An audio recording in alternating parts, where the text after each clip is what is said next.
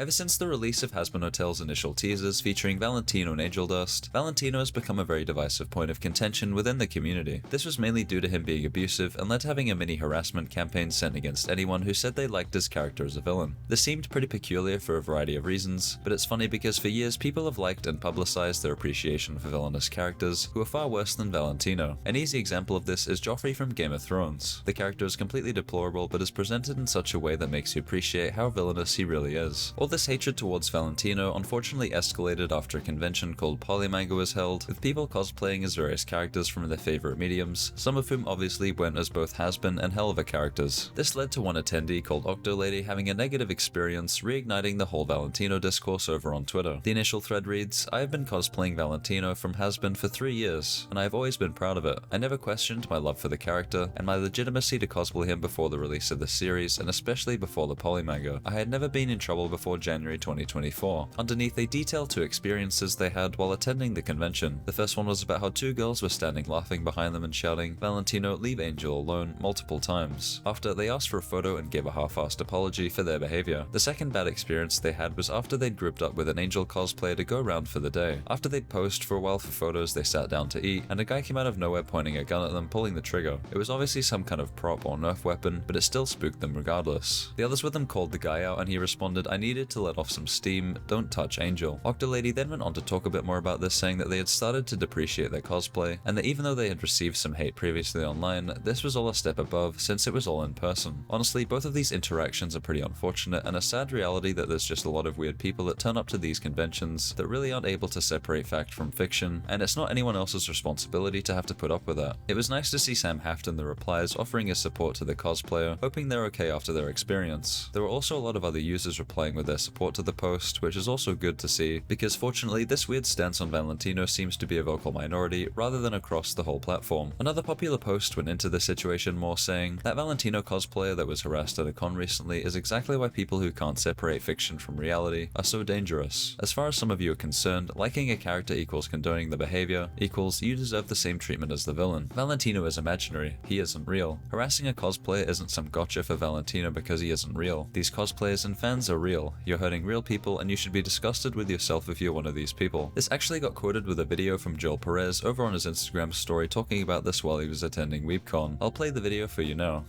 Hey friends, it is the morning after WeebCon, and I just want to say thanks to everybody who stopped by our Hazbin Hotel tables and said hello.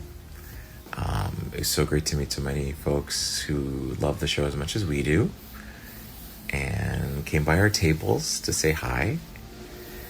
And I want to say a special shout out to the real ones, the ones who know how to separate fact from fiction, who realize that you can love me and hate Valentino. Because if you hate Valentino, that just means I did a good job. Because I am what? An actor. Anyway, here's some fan art that I got.